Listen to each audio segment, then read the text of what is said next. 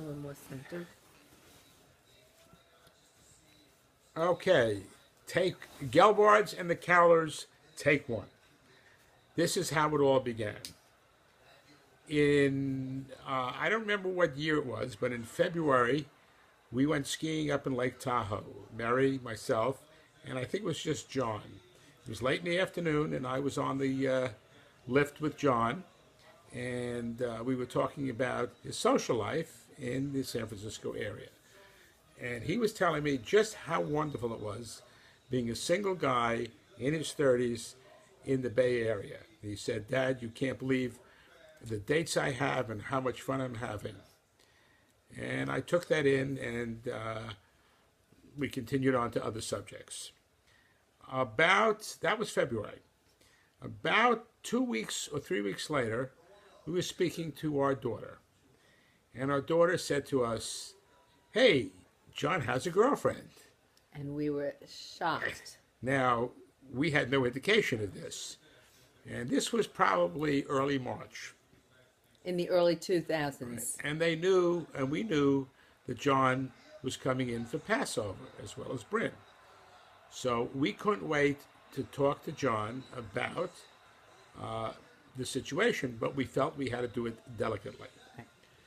So I said to Mary, when he came in, I'm going to take a walk with John in the park with the dogs, and when the right opportunity comes, I'm going to ask him how his social life is in San Francisco in the Bay Area. And that's exactly what we did. And we walked, and the walk is normally about a mile and a half. And toward the end of the walk, when I thought the time was right, I said, John, remember that conversation we had about a month or two ago? What's going on with your social life in San Francisco, in the San Francisco area? And there was dead silence. And then sheepishly he said, you know, Dad, I have a girlfriend. And I said, yes, John, we know. We were just wondering when you were going to tell us that. When? And he said, well, I didn't want to jinx it, but she's really a wonderful girl. And that's the start of the Cowler-Gelbard connection. And it's since then, it's just been an absolute wonderful, wonderful experience. You're a wonderful family. And How did we meet Judy and Dan? right, Mary, why don't you tell everybody? We met Judy and Dan. We really had, the kids were together. They were obviously close, and the Cowlers we had spoken to on the phone, and they were coming up to New York from Richmond to visit some family. So they were in touch with us, and we decided that not to the knowledge of our kids, we would meet them for a lunch when they arrived in New York. We met them where? At the Marriott? The Marriott and right around Nassau Coliseum. We had no idea what they looked like, so Judy and Dan told us to look for a tall guy with a baseball cap on. Which, But we made the connection right away. It was really interesting that there was no floundering around. they were walking in when we were walking we in. found them right away. And it was just evident who they were. And we had a wonderful lunch, and we asked the waiters, the waitress to the waitress please take a picture of us. And we sent it to the kids. We just sent it to the kids on our phones. Guess who we're with, okay? That was an interesting reaction. They were very excited. They couldn't believe that we were having lunch together behind their backs. So it just gets... One positive, wonderful experience after the other. Yes, it's really been absolutely wonderful. It even worked out perfectly because our wedding and Judy and Dan's wedding sort of encircled John and Suzanne's wedding because they were married on June 1st and Mitch and I were married on June 30th and Judy and Dan were married on May 5th. So we sort of encircled them with our positive, loving marriages. And for their wedding, it was our 40th anniversary. And they gave us a beautiful anniversary cake, which we had, I believe, for the rehearsal dinner in honor of our 40th anniversary. It was so special. Everything was just perfect for their wedding. And Dan and Judy, one thing I do remember that was very special was when we took a hike Everybody who wanted to was invited to take a hike up Mount Tam, I believe. Mount Tampalius, Right, and Dan the was day before the wedding. in the hike on the hike with us. I think John was leading. Everybody's on the hike. Everybody at the John was wedding leading party. the hike. Right.